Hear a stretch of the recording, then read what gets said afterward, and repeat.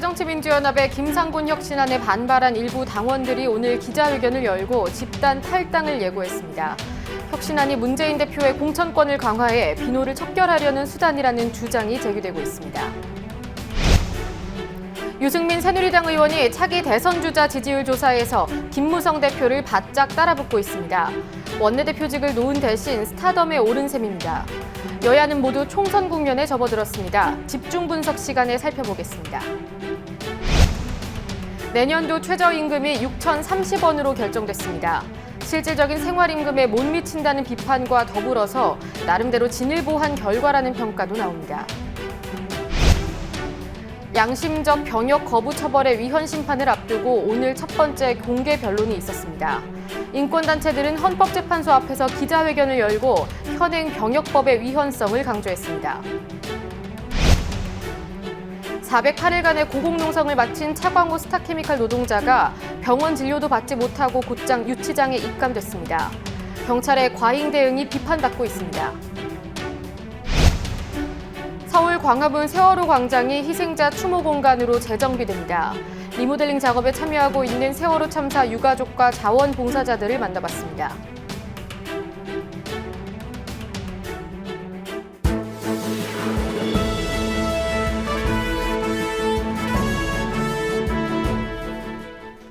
안녕하십니까. 오늘 뉴스K 시작합니다. 첫 소식입니다. 이른바 김상곤 혁신안이 새정치민주연합 일부 당원들의 탈당으로 이어지고 있습니다. 혁신안이 비노 척결용이라는 비판인데요. 사실상의 분당 사태로까지 이어지는 것인지 관심이 모이고 있습니다. 정치권 취재하고 있는 안은필 기자 연결하겠습니다. 안은필 기자. 예, 안은필입니다. 네, 새정치민주연합 혁신안이 발표됐는데 바로 하루 만에 당원들이 집단으로 탈당계를 냈다고요?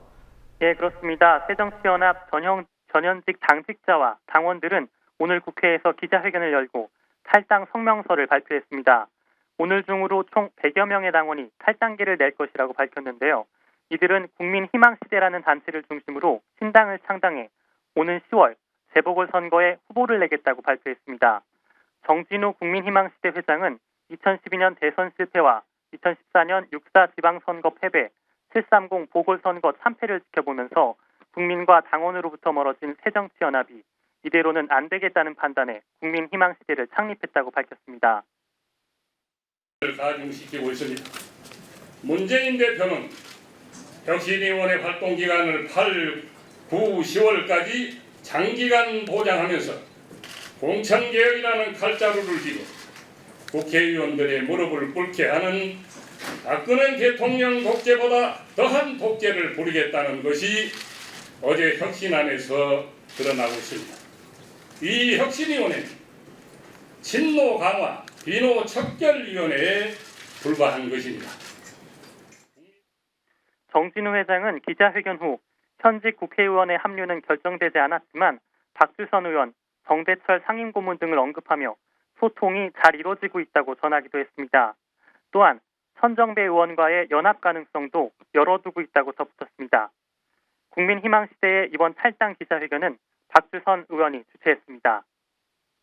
한편 당내 비줄계를 이끈다는 평가를 받고 있는 박지원 의원은 오늘 금품수수 혐의 항고심에서 유죄를 선고받았습니다.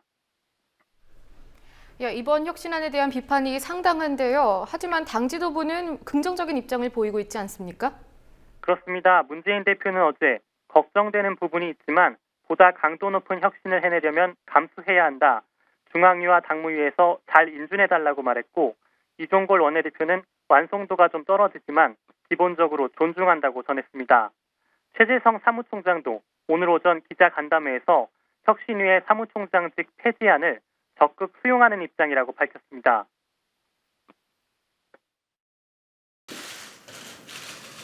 모든 혁신, 어떤 혁신도 희생은 필요합니다. 그 희생은 자발적 헌신이 뒷받침됐을 때 더욱 의미가 있습니다. 혁신위의 사무총장 폐지안에 대해서 사무총장으로서는 적극적으로 수용하는 입장입니다.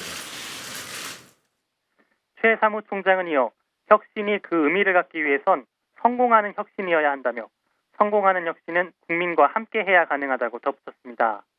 한편 김상곤 혁신위원장은 이번 혁신안이 문재인 대표의 공천 권한을 강화해 주는 것이라는 비판에 대해 기존과 다른 게 없다며 반박했습니다. 부분에 대해서 한 말씀 해주시죠. 그것은 이제 선출직 공직자 평가위원회인데 우리 당의 당원상 다른 당도 마찬가지인데요. 위원장이라든가 위원은 우리 이 당원상 대표가 임명하게 돼 있습니다. 그걸 명시했을 뿐이고요. 그러나 이제 공정하고 객관적인 선출이라든가 이런 것은 대표가 중심이 돼서 그건 판단하시리라고 봅니다. 기존과 크게 그 부분에 있어서 그건 뭐 다른 게 없습니다. 추경과 관련해서도 한 소식 짚어봐야 될 것 같은데요. 황교안 국무총리가 추경과 관련된 시정 연설을 했죠. 네, 그렇습니다. 황교안 총리는 오늘 국회 본회의에 참석해 추가 경정 예산안에 대한 박근혜 대통령의 메시지를 대독했습니다. 시정 연설에 따르면 정부는 메르스, 가뭄 등의 충격에서 벗어나고 서민 생활의 안정을 돕기 위해 세출 6조 2천억 원, 세입 결손 보전 5조 6천억 원 등 총 11조 8천억 원의 추가 경정 예산안을 마련했습니다. 의원 여러분, 이번 추가 경정 예산안은 메르스와 가뭄으로 인한 불안과 어려움을 하루속히 극복하기 위해 꼭 필요한 소요를 담았습니다. 정부는 이번 추가 경정 예산이 확정되는 대로 최대한 신속히 집행하여 경제 회복과 서민 생활 안정에 기여할 수 있도록 만전을 기할 것입니다. 이러한 추가 경정 예산. 황 총리의 시정연설이 끝나자 김무성 새누리당 대표 등 여당 지도부는 야당 의석 쪽으로 찾아가 문재인 대표 등 야당 지도부와 대화를 나눴습니다. 오늘 시정연설에 출석한 최경환 경제부총리도 김 대표를 쫓아 자리에 함께했습니다. 정부가 제시한 추경안 처리에 대한 협조와 유승민 원내대표 사퇴 이후 국회 운영에 대해 논의한 것으로 예상됩니다. 유 원내대표 축출로 사실상 박 대통령에게 고개 숙인 김무성 대표가 정부의 추경 예산안 처리에도 적극적으로 나서는 모양새입니다. 하지만 야당은 추경 편성에 회의적인 입장입니다.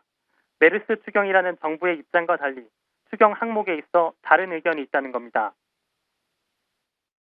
세출의 경우에도 거의 영남 지역에 편중되어 있는 한두 개 정도 다른 지역에 있습니다만 대부분 영남 지역에 이미 건설 중이거나 건설을 완료하는 시점에 놓여 있는 도로 예산들, SOC 예산들이 한 5천억 이상 되는 예산들은 그것은 이번 추경에 할 수 없는 것이다라는 걸 우리 정책위하고도 의논해서 결정했습니다.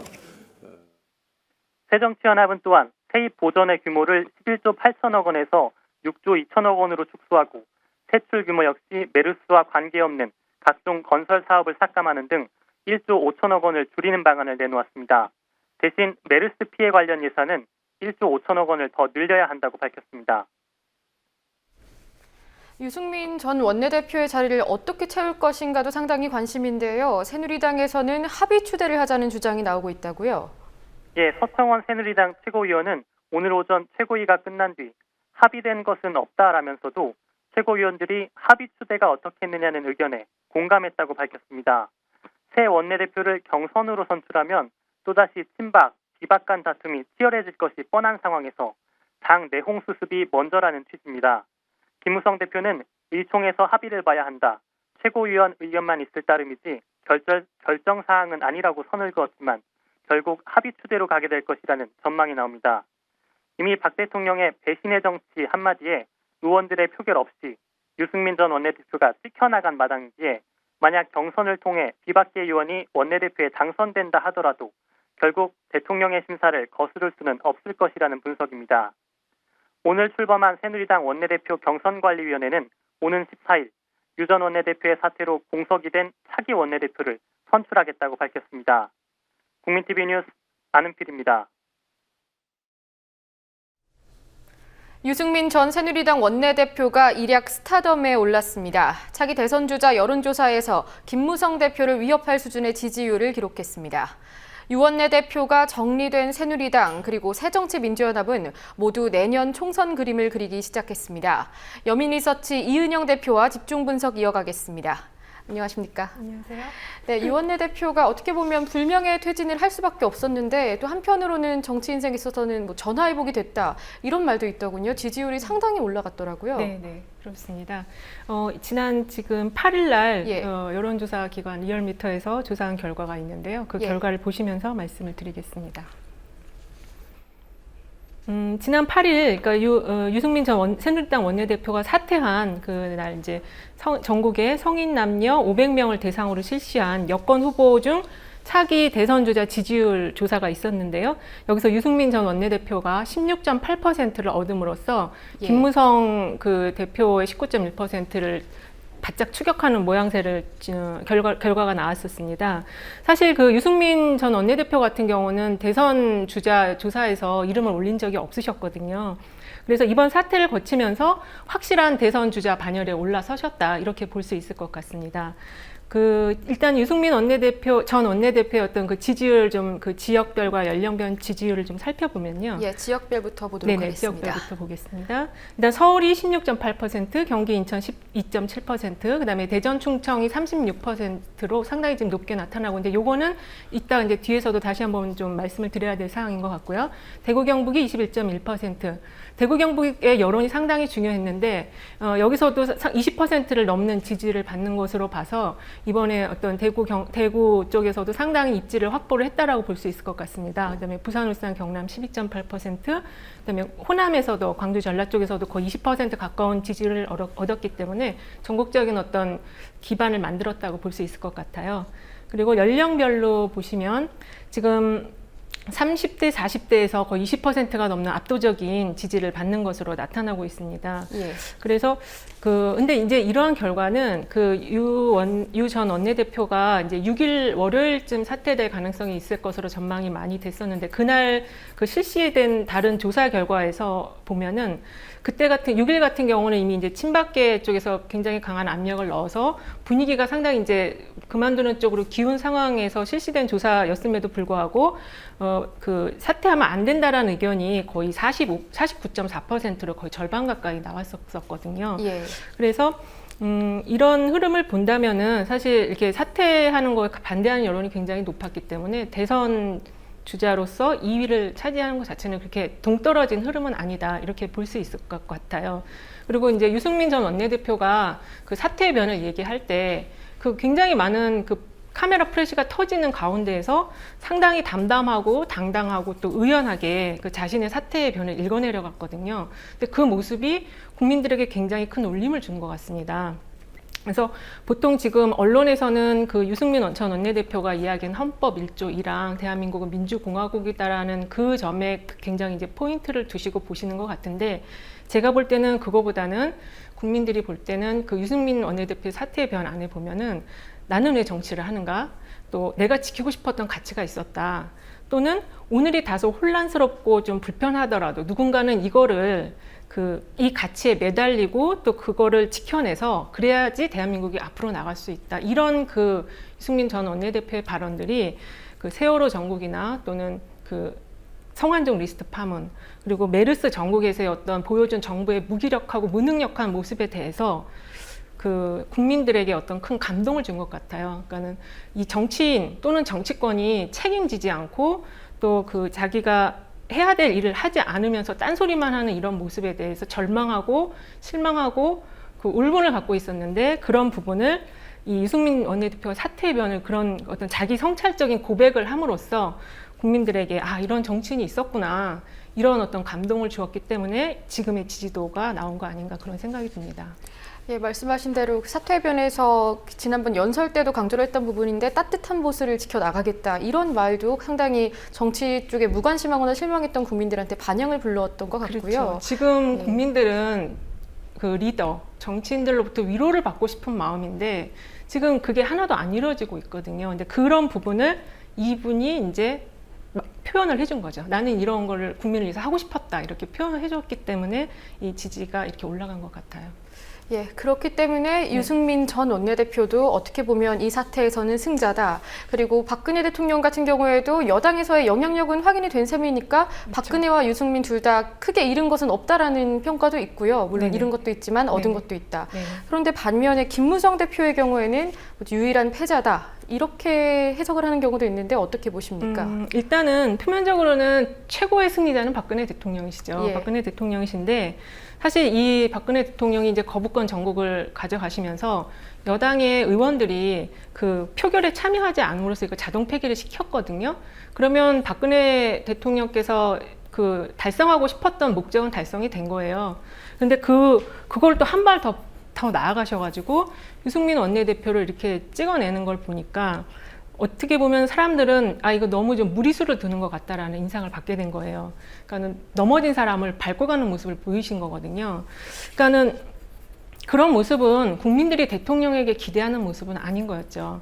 그래서 어쨌든 최고의 승리자가 됐지만은 그에 대한 정서적 반감도 상당히 지금 많이 쌓여진 상태다. 이렇게 볼 수 있을 것 같고요. 또 유승민 전 원내대표가 그 사태의 변을 이야기하시면서 나는 이제 민주공화국의 가치를 지키려다가 찍혀져 나간 사람이다라고 그런 어떤 대립선을 딱 그으셨거든요. 그러니까 그 대립선의 반대쪽에 대통령과 친박 이분들이 딱 자리를 하게 된 거예요. 그러니까 예. 그렇게 프레임을 걸어놓고 퇴장을 하셨기 때문에 향후에 이 부분이 상당히 대통령이 어떤 국정을 이제 주도해 나가심에 있어서는 좀 좀 어려운 부분이 될 거라고 저는 생각이 들고요. 그리고 요새는 기업에서도 이 사람을 이렇게 내쫓거나 찍어내는 일을 하기가 상당히 어렵거든요. 그런데도 불구하고 국민이 뽑은 그 헌법기관이라는 의원들이 선출한 원내대표 이렇게 내쫓는 거를 보면서 사람들은 좀 여러 가지 생각을 하게 되겠죠. 좀 너무했다 이런 생각을 하게 될 것 같고요. 그러다 보니까 이제 어떤 면에서는 전투에서는 대통령이 이기고 친박 세력이 이겼다고 보겠지만 이게 끝이 아니다. 일단락된 게 아니고 이제 전쟁이 시작된다. 이런 어떤 관점도 형성이 되는 것 같아요. 그리고 김무성 대표 같은 경우는 이번 이 사태를 통해서 어떤 고뇌하는 대표의 모습을 보여주시지도 못하셨고, 그리고 또 어떤 갈등을 조정하는 역할도 사실 수행을 못하셨거든요. 그러니까 기존에 이제 김무성 대표 같은 경우는 통 큰 정치인이라는 그런 게 있었는데, 이번에 이제 이걸 거치면서 좀 대가 약하구나, 호랑이인 줄 알았는데 고양이네, 이런 이미지를 갖게 되신 것 같아요. 그래서 최대의 피해자는 김무성 대표가 아닐까 그런 생각이 듭니다. 예, 큰 역할을 하지도 못하고 정말 아까 말하신 것처럼 호랑이인 줄 알았더니 고양이구나, 이런 반응도 나오고 있는데, 네네. 유승민 원내대표의 경우에는, 전 원내대표의 경우에는 그 사퇴 만찬에서 이런 말을 했다고 하더라고요. 내년 총선 공천에서 살아남아서 지켜달라. 일부 의원들한테 이런 말을 했다고 하는데, 뭐 이 말도 그렇지만 각 계파들이 총선 공천권을 두고 갑자기 움직임이 좀 빨라지고 있는 느낌을 받고 있는데 어떻게 보십니까? 이제 그 부분과 관련해서 유승민 전 원내대표가 어떤 세를 결집하고자 하는 뜻에서 그런 말씀을 하신 것 같지는 않고요. 예. 지금 이제 상황이 전체적으로 어려워졌으니까 각자 다 도생해서 다시 만나자, 이런 취지의 발언은 아닐까 생각이 들고, 그리고 지금 실질적으로 이 총선 같은 경우가 이제 지금 아직 많이 남아 있고, 보통은 전망하기로는 이제 추석이 지난 다음부터 이게 좀 본격적으로 가시화될 걸로 봤는데, 박근혜 대통령께서 정치 일선에 전면적으로 지금 나서시게 되면서 그 현역들의 눈치 보기가 지금 굉장히 지금 고조되고 있는 상황이 된 거예요. 그래서 지금 총선 시계가 굉장히 지금 빨라진 상황이고요. 그리고 사실은 이게 그 새누리당 같은 경우에 지난 4월에 김문수 그 보수혁신 특별위원장이 제안을 해서 오픈 프라이머리를 당론으로 확정을 시켰었거든요. 그래서 전체적인 흐름을 보면은 이 오픈 프라이머리라는 거는 야당 쪽에서 야당이 거의 전통적으로 갖고 있던 어떤 정치적 아이템이랄까 그런 거였는데, 그걸 이제 새누리당에서 당론으로 확정해서 이걸 가져감으로써 객관적으로 볼 때는 새누리당이 조금 더 앞선 어떤 새로운 제도를 가지고 국민에게 다가가려고 하는구나, 이런 모습을 좀 준 거는 사실이에요. 그런데 이것조차도 이제 여야가 결국에는 합의를 해서 공직선거법 개정을 해야 되기 때문에 시계는 빨라졌지만 지금 내용상으로 나올 수 있는 결과는 아무것도 없다. 그러니까 굉장히 복잡한 국면으로 접어들었다라고 할 수 있을 것 같고요. 그리고 지금 각 당의 상황을 보면은 내년에 이제 총선을 대비하기 위해서 예비 후보들이 그 당비를 납부하는 권리당원들의 이제 명단을 제출을 해야 되거든요. 그게 거의 7월 안에 제출을 해서 그 명단을 가지고 당의 일정들을 만들어 나가야 되는데, 그렇기 때문에 지금 지역에서는 상당히 긴장감이나 과열이 계속 고조되고 있는 상황인데, 여기다 이제 대통령이 기름을 부었다라고 볼 수 있을 것 같아요. 그러니까 어떤 제도적으로 아무것도 지금 만들어지지 않은 상황에서 대통령이 너무 과민한 반응을 보이시면서 이게 정치 현장에 뛰어드셨기 때문에 그 앞으로 상당히 여러 번의 그 변곡점이 더 요동을 치지 않을까, 이런 지금 분위기인 것 같습니다. 그리고 그 내년 총선 같은 경우는 또 대선을 앞두고 있기 때문에 빅매치가 지금 상당히 또 여기저기서 많이 거론이 되고 있거든요. 그러니까 뭐 김문수하고 김부겸, 그리고 뭐 오세훈과 안철수, 지금 현실화된 건 아니지만 이제 김문수 그 의원과 김부겸 의원 같은 게 현실화되어 있긴 한데, 이런 빅매치들이 좀 더 많이 나타날 것 같아요. 그리고 지역구 조정 부분도 있고, 그래서 상당히 그 시계 제로로 들어갔다, 이렇게 볼 수 있을 것 같습니다. 예, 내년 총선을 앞두고 각 광역자치단체장들에 대한 평가들도 좀 다시 관심이 집중되고 있는데요. 네. 이 부분에 대해서는 어떻게 뭐 자료가 나온 게 있습니까? 지금 그 시도지사에 대한 평가, 정기평가가, 정례평가가 지금 리얼미터에서 정기적으로 하고 있는데요. 최근에 조금 주목할 만한 조사 결과가 나온 게 있어서 그거 말씀을 드리겠습니다. 일단 7월 1일부터 3일간 그 전국 만 19세 이상 유권자 8,500명을 대상으로 실시한 그 시도지사 지지도 정례 조사인데요. 여기서 이제 안희정 충남부지사가 67.0%를 기록하면서 1위에 올라서셨어요. 그러니까 지금 안희정 지사 같은 경우는 그 상당히 이제 그 지지도 평가가 높은 수준을 유지하고 계셨는데, 이번에 이제 1위로 올라서시면서 향후에 이제 조금 그 역할이나 그 위상이나 좀 주목을 받을 수 있는 그런 분위기가 형성되었다, 이렇게 볼 수 있는데요. 그 현재 이런 그 북새통 전국에서 그 특히 이제 충청권의 여론이 굉장히 중요시 되고 있는데, 아까 앞에서 그 자료에서도 보신 것처럼 유승민 전 원내대표에 대한 지지가 상당히 지금 충청권에서 높게 나타나고 있잖아요. 그리고 이제 그것이 사실 충청권 하면은 박근혜 대통령과는 뗄래야 뗄 수 없는 지역인데, 지금 약간 미묘한 흐름의 변화가 나타나고 있다, 이런 걸 좀 눈여겨서 봐야 될 것 같아요. 그리고 안희정 지사 같은 경우는 지금 착실하게, 크게 소리는 안 내면서 착실하게 그 점수를 따고 있는 그런 상황이라고 볼 수 있는데, 그 특히 이제 이왕구 전 총리가 낙마하면서 충청 도민들의 어떤 기대가 모아질 수 있는 인물군이 좀 없어진 상황에서 그 어떤 기대를 안희정 지사가 좀 받고 있는 분위기다, 이렇게 볼 수 있을 것 같습니다.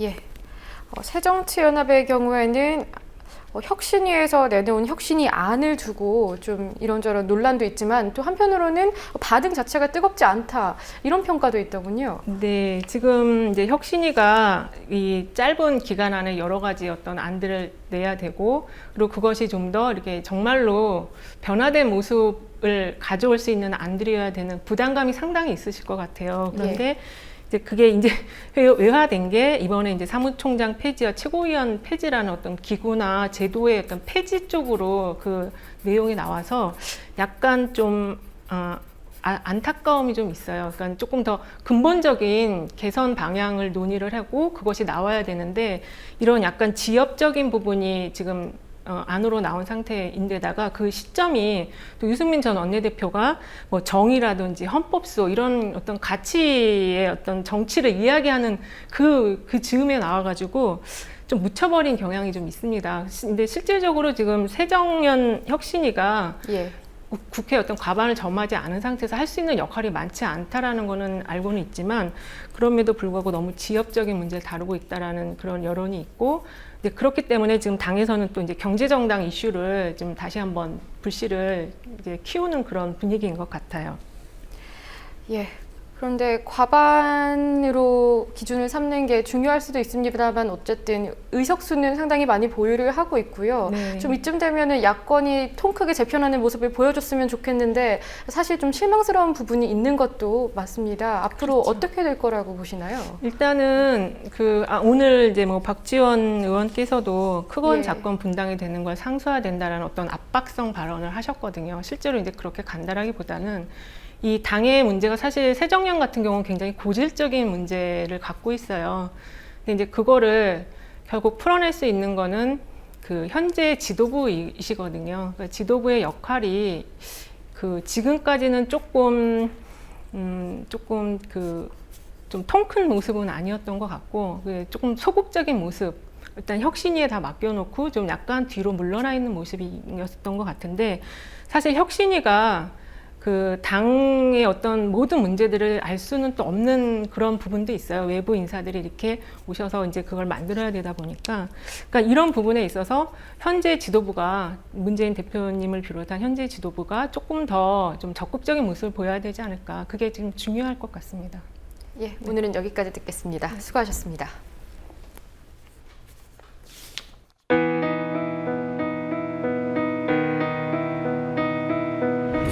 (1960년 4월 19일) 당시 언론은 빨갱이 데모라고 했습니다. 지금 우리는 혁명의 역사로 기억합니다. 1980년 5월 18일 당시 언론은 불순분자의 폭동이라 했습니다. 지금 우리는 독재에 항거한 정의의 역사로 기억합니다. 1987년 6월 10일 당시 언론은 대학생 가두 시위라 했습니다. 지금 우리는 민주주의를 쟁취한 감격의 역사로 기억합니다.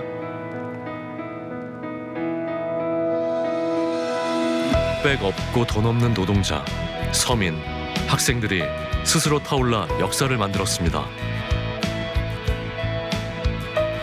현실은 다시 타오를 것을 요구하고 있습니다. 아니, 이미 타오르고 있습니다.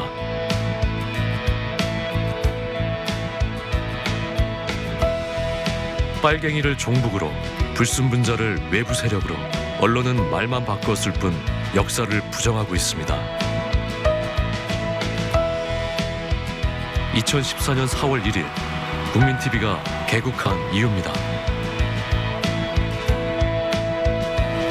국민TV는 역사를 역사로 기록하겠습니다.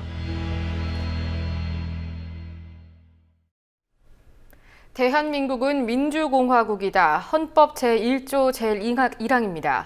어제 유승민 전 원내대표의 사퇴 발언에 헌법 조문이 등장했죠. 포털 사이트 실시간 검색에 순위에 오를 만큼 관심이 뜨겁습니다. 유승민 전 원내대표는 왜 이 조문을 강조했을까요? 그 속내가 궁금한데요. 조아라 기자와 발언 배경에 대해서 구체적으로 살펴보겠습니다. 안녕하십니까? 예, 먼저 네티즌의 호응이 상당히 뜨겁습니다. 어제 유승민 전 원내대표의 발언을 좀 한번 짚어볼까요? 네, 먼저 어제 유승민 전 원내대표의 사퇴 발언 영상을 보시겠습니다. 예. 평소 같았으면 진작 던졌을 원내대표 자리를 끝내 던지지 않았던 것은 제가 지키고 싶었던 가치가 있었기 때문입니다. 그것은 법과 원칙 그리고 정의입니다. 저의 정치 생명을 걸고 대한민국은 민주공화국임을 천명한 우리 헌법 1조 1항의 지엄한 가치를 지키고 싶었습니다. 예, 이 발언을 두고 쏟아졌던 여러 궁금증 중에 하나가 과연 무엇으로부터 헌법을 지키지 못한 것이냐, 이거 아닙니까? 네, 우선 박근혜 대통령과 청와대를 우회적으로 비판한 건데요. 청와대가 여당 의원들이 뽑은 원내대표를 노골적으로 흔들어서 물러나게 한 것이 헌법 정신에 위배된다는 의미로 현재 읽히고 있습니다. 네, 헌법 제1조 1항, 학교 다닐 때 가장 먼저 배우는 헌법 조항이기도 한데 이 의미를 잠깐 짚어볼까요? 네, 민주공화국에서 민주 부분은 통치권의 행사 방법, 즉 국가 형태를 말합니다. 이를 정체라고 하는데요. 민주정체와 독재정체로 분류됩니다. 공화국은 주권의 소재를 말합니다. 이를 국체라고 하고요. 군주국과 공화국으로 나뉩니다. 대부분 군주제가 민주정체의 반대말이라고 알고 계신데요. 상반되는 의미는 아닙니다. 주권은 국민에게 있으면서 군주제도를 갖고 있는 나라도 군주국이라고 부르기 때문인데요. 그리고 헌법 제1조 제1항은 세습적이고 종신적인 형태의 군주국을 부인하고 있습니다. 의례적인 권한만 가진 군주제도 헌법상 허용이 안 됩니다. 그리고 모든 형태의 독재, 전제국가를 부인하고 있고요. 헌법 개정의 대상이 되지도 않습니다. 예, 유원내 대표 발언이 화제가 된 만큼 그에 대한 인터넷 여론도 반응이 상당히 여러 가지가 많이 나왔는데요. 네. 그 중에서 또 재미있는 반응들을 정리를 해보셨다고요? 네, 그렇습니다. 헌법 조문이 이렇게 큰 관심을 받은 적이 또 있었나 싶습니다. 몇 가지 눈에 띄는 SNS 문구를 소개하겠습니다. 예. 현 정권이 이미 민주주의를 말살시키는 사실을 입증한 셈이 아니냐라는 쓴소리도 있고요. 헌법 제1조 제1항에 담겨있는 엄중함이 새삼 느껴진다. 이런 글도 있었습니다. 그리고 독재 정치를 우려하는 선언적 퇴임사를 무겁게 받아들여야 한다는 다소 엄숙한 내용도 있었고요. 헌법을 패러디한 내용도 있습니다. 전제공주공화국 헌법 제1조인데요. 조문은 대한민국은 전제공주공화국에 있다고 적혀 있습니다. 예, 방금 본 내용이 상당히 논란이 되기도 했죠. 새누리당에서 박수로 숙청을 이겨냈다. 네네. 예, 유 전 원내대표 발언이 뭐 거창하게 들리는 것도 있고 어떻게 보면은 그걸 굉장히 띄워주는 반응들도 많다는 말이죠. 하지만 또 학계에서는 평가가 다른 부분도 있다고요. 네, 비슷한 부분도 있고 다른 부분도 있습니다. 예.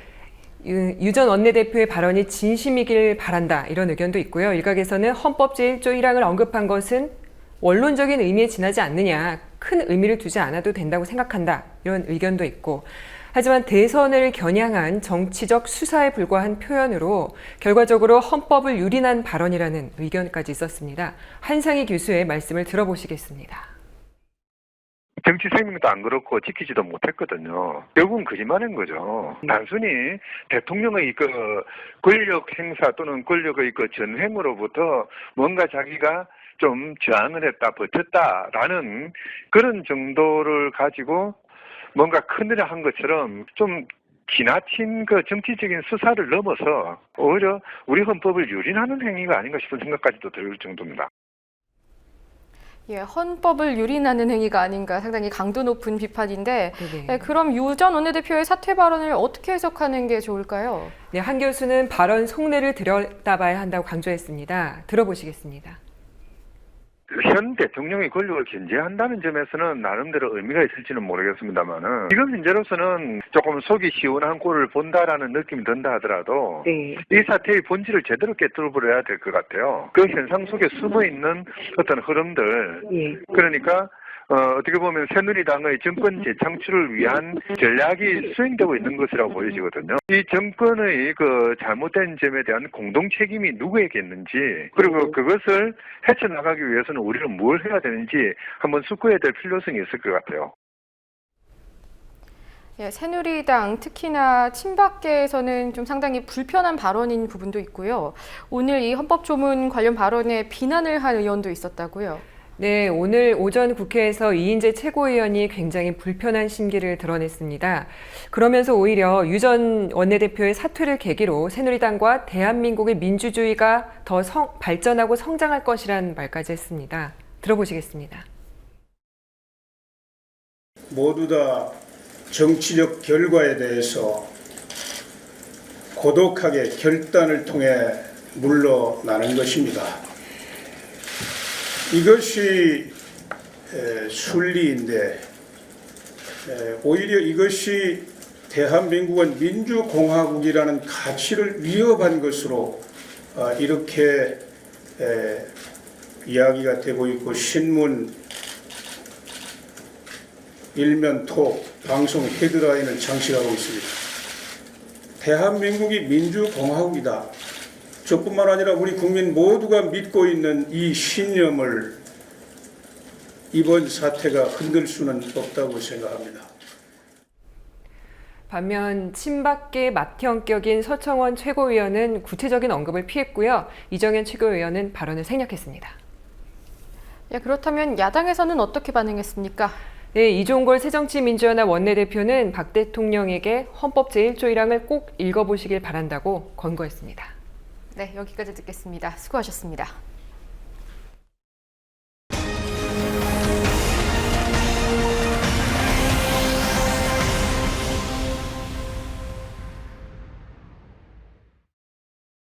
내년도 최저임금이 올해보다 450원 오른 6,030원으로 결정됐습니다. 노동계는 실질적인 생활임금에 못 미칠 뿐 아니라 절차상 하자가 있다는 비판을 제기하고 있는데요.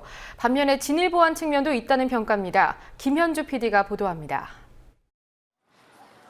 내년도 최저임금이 6,030원, 월 126만 270원으로 결정됐습니다. 올해 최저임금 5,580원에서 450원, 약 8.1% 인상된 금액입니다. 450원 인상은 최저임금위원회 공익위원들이 어제 제시한 심의 촉진 구간 360원에서 540원 인상의 평균값입니다. 임금 수준은 노동자위원 전원이 불참한 최저임금위원회 제12차 전원회의에서 결정됐습니다. 위원 27명 중 공익위원 9명, 사용자위원 7명 등 총 16명이 표결에 참여했고 15명이 찬성했습니다. 사용자위원 2명은 회의에는 참석했지만 표결에 앞서 퇴장했습니다. 노동자위원들은 표결에 절차상 문제가 있었다고 지적합니다. 최저임금법 제17조 4항은 노동자위원이 2회 이상 출석 요구를 받고도 출석하지 않는 경우 의결을 강행할 수 있다고 규정했지만 사용자나 공익위원들은 출석 요구를 하지 않았던 겁니다. 저희들은 퇴장하고 나서 한 번도 복귀를 요청받은 바가 없습니다. 사용자 위원들이 퇴장했을 때는 유선으로 계속 복귀를 요청하기도 하고 노와 공익위원들이 함께 또 복귀를 위해서 노력도 했었고 또 운영위원을 별도로 열어서 또 사용자 위원들을 설득도 하고 이런 절차들이 있었습니다. 그런데 노동자 위원들이 퇴장했을 때는 단 한 차례 유선 전화조차도 없이 그냥 일방적으로 의결을 해버린 거죠. 노동자 위원들은 시급 월급 병기 문제로 사용자 위원들이 2차례 퇴장했을 때도 노사공이 함께 운영위원회를 열어 설득하는 과정이 있었다고 주장합니다. 사실 노동자위원들을 충분히 설득하고 이 사람들 다시 돌아오게끔 애쓰는 과정이 없었다는 것에 대해서는 대단히 유감스럽다. 사실 이게 항의 표시 나갔지만은 그럼에도 불구하고 협상을 끝까지 하자는 어떤 설득의 과정이라든지 이 공익위원과 사용자위원들의 어떤 그런 애씀의 과정들이 필요했던 거 아니냐. 그것이 사실 협상의 기본인데 그런 것 없이 일단 그렇게 이제 표결 처리 바로 예를 들면 노동자위원들이 없는 조건에서 바로 진행한 것에 대해서 일단 유감스러운 부분이 있고요. 고용노동부 장관은 최저임금안을 고시한 후 10일 이상의 이의제기 기간을 부여하고 다음 달 5일 최종적으로 내년도 최저임금을 고시합니다. 민주노총은 이의제기를 고려하고 있습니다. 저희들은 이 최저임금이 대단히 미흡한 수준의 최저임금이기 때문에 이에 대해서 이의제기하는 것을 한국노총과 지금 협의 중에 있습니다. 그래서 한국노총이 동의하면 즉각 이의제기를 하려고 지금 준비하고 있는 상태입니다. 한편 임금 수준이 사용자 위원들의 주장대로만 결정되지 않았다는 점에서 진일보했다는 평가도 나옵니다. 결과적으로 그 회의장 바깥에서 있었지만 노동자위원들이 애쓴 과정들이 있었던 거죠. 그 과정들이 모여서 공익위원들이 사용자위원을 설득하고 그래서 이제 사용자위원들이 기대했을 구간보다는 이제 상대적으로는 좀 진일보한 안이 나오지 않았겠는가. 국민TV 뉴스 김현주입니다. 양심적 병역 거부 처벌, 위헌 논란이 끊이지 않아 온 병역법을 두고 위헌 여부를 가릴 공개 변론이 진행됐습니다. 오늘 헌법재판소에서 양측의 공방이 격렬하게 이어졌습니다. 박다솔 기자가 보도합니다. 많은 사람들이 헌법재판소에서 장사진을 이루고 있습니다. 양심적 병역 거부자를 처벌하는 법의 위헌 여부 의견을 듣는 공개 변론을 방청하기 위해서입니다. 양심적 병역 거부자는 1년에 600여 명에 달합니다. 이들의 운명을 가르는 공개 변론이 오늘 오후 2시 헌법재판소에서 열렸습니다.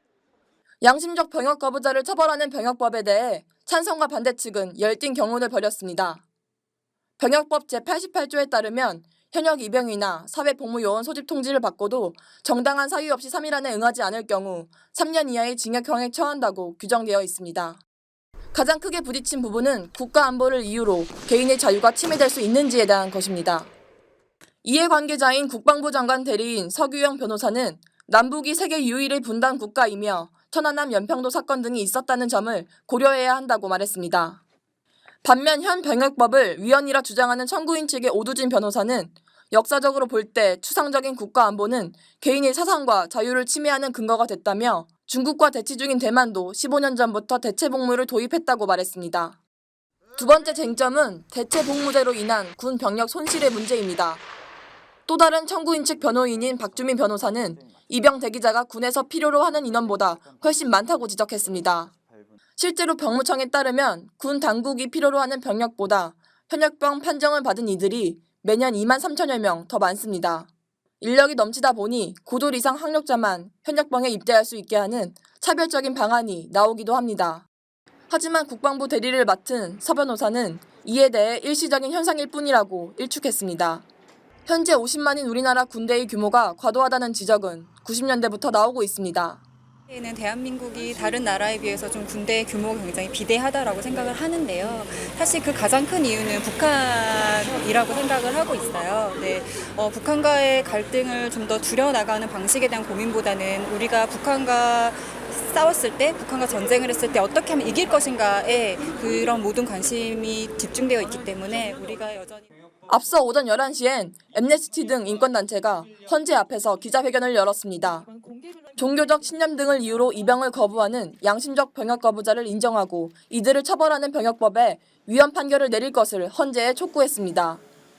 유엔 사무총장을 배출한 나라지만 정작 한국 사회의 인권은 점점 더 후퇴하고 있습니다. 우리는 이번 공개 변론을 통해 병역 거부자를 처벌하고 있는 병역법 제88조 제1항 제1조 1호가 우리 헌법에 위배된다는 사실을 확인할 수 있기를 기대합니다. 최근 10년 동안 종교나 개인적 가치관을 이유로 병역을 거부한 사람은 6천여 명, 병역 거부자 대부분이 1년 6개월 이상의 실형을 선고받았습니다. 이미 헌재는 지난 2004년과 2011년 두 차례에 걸쳐 병역법을 합헌이라고 판결했습니다. 이번 공개 변론을 바탕으로 헌재는 또다시 위헌이냐 아니냐를 결정합니다. 헌재의 결정에 따라 양심적 병역 거부자들의 삶은 큰 폭으로 요동치게 됩니다. 하지만 이들의 운명을 좌지우지할 헌재의 판결이 언제 나올지는 기약이 없습니다. 국민TV 뉴스 박다솔입니다.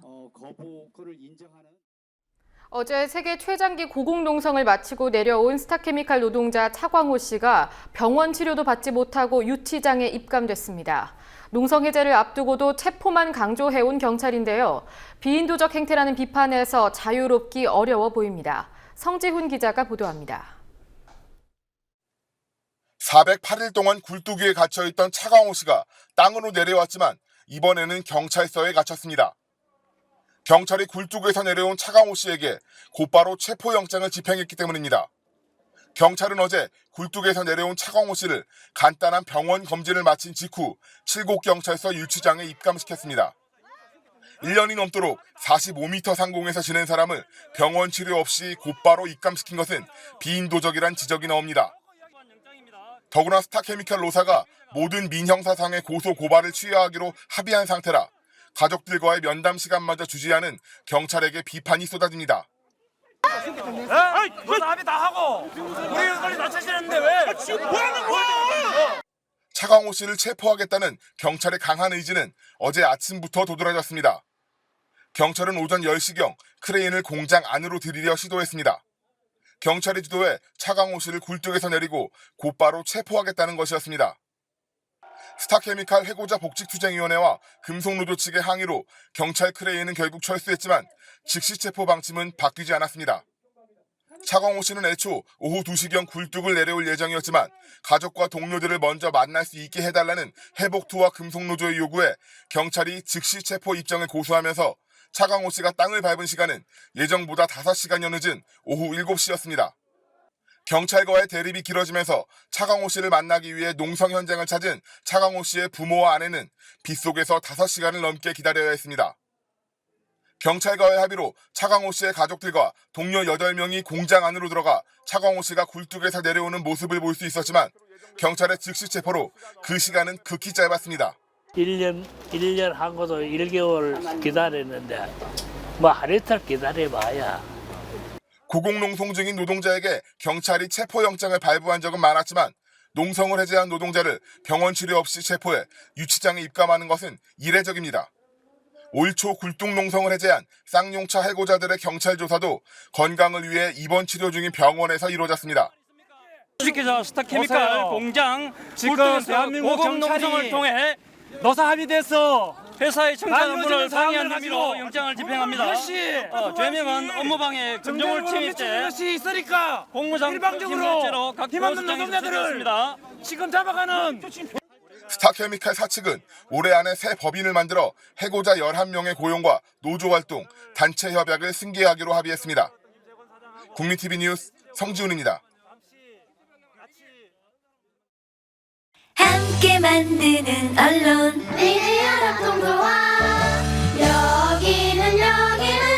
여기는 국민TV 함께 만드는 언론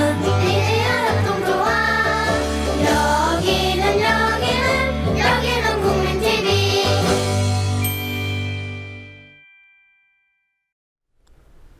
광화문 세월호 농성장이 설치된 지 1년 만에 희생자 추모 공간으로 재정비됩니다. 내일까지 리모델링이 진행되는데요. 이번 토요일 국민 추모제 때는 추모와 기억의 장소로 변모된 광화문 세월호 광장을 만날 수 있다고 합니다. 광화문 세월호 광장에서 한창 리모델링에 참여하고 있는 유가족들과 자원봉사자들을 김종은 기자가 만나봤습니다.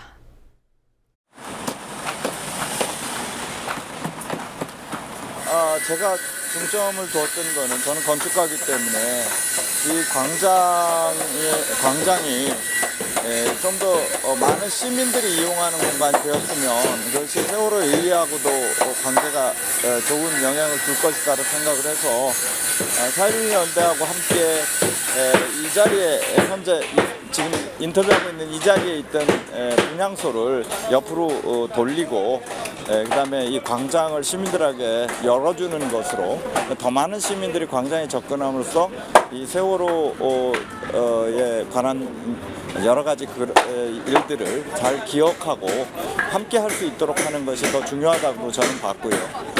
중앙에 있던 분향소가 동편으로 이동을 함으로써 이제 여태까지 분향소 때문에 이제 가동을 못하고 분수 때도 가동을 하고 그다음에 이순신 장군 동상 쪽으로도 광장이 완전히 열리기 때문에 공공성이 크게 개선될 거라고 보고요. 그럼으로써 또 하나는 여태까지 분향소는 농성장의 개념에서 기업과 추모의 공간으로 그렇게 바뀌었으면 하는 게 저 건축가로서 디자인한 사람의 입장이었습니다.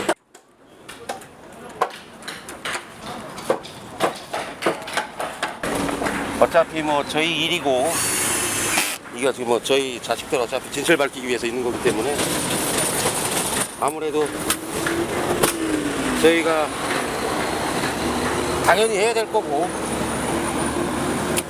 그러면서 이거 함으로써 또 저희 마음가짐도 달라질 게 될 거고 어차피 투명한 자금이고 그렇지만 어차피 내일 모레 어차피 기자회견 할 거고 그때 말씀드릴 거고 여러분들도 저희 같은 유가족이 될 수 있습니다.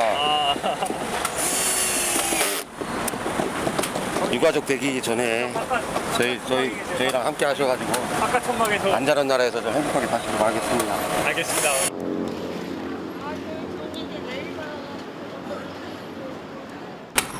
솔직히 마음이 아파서 참가하기 시작했거든요. 처음에 그렇게 멀리 사니까 이런 걸 접할 기회가 없었는데 어쩌다가 와봤는데 너무 마음이 아파서 참가하게 됐는데 그냥 끝까지 같이 하고 싶은 마음밖에 없어요. 이거 일에는 그냥 다른 사람들은 뭔가 이렇게 큰 거 하는데 저는 이렇게 옆에서 더 큰 힘 하고 싶은데 제가 할 줄 아는 게 없으니까 딱히 그런 생각밖에 안 했어요. 맞습니다. 네.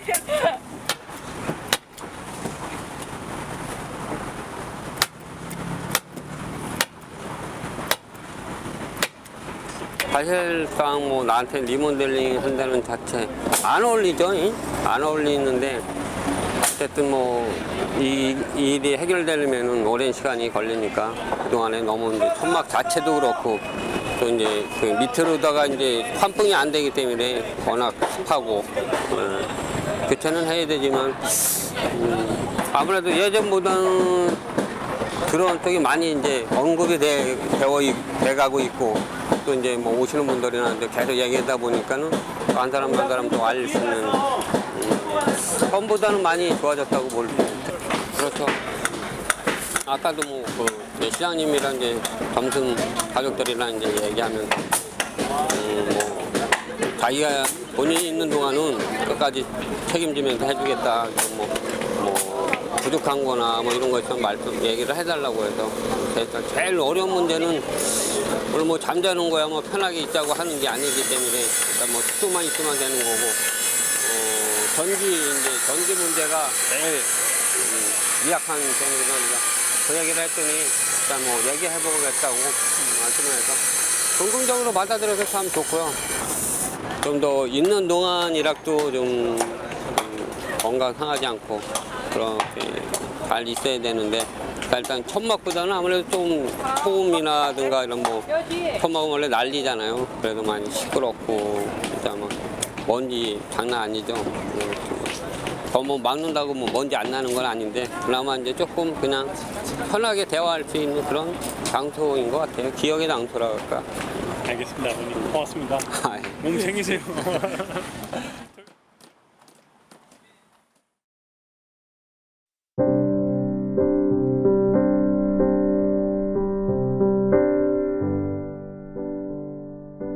양파, 마늘을 거두었습니다.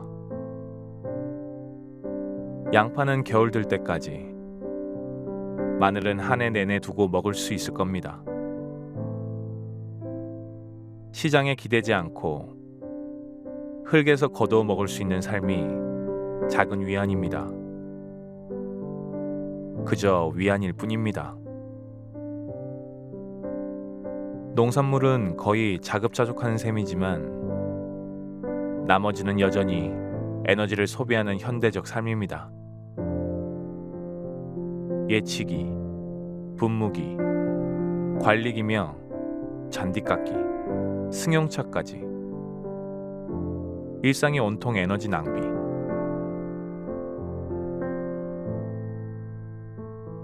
대책 없고 속수무책인 인생입니다.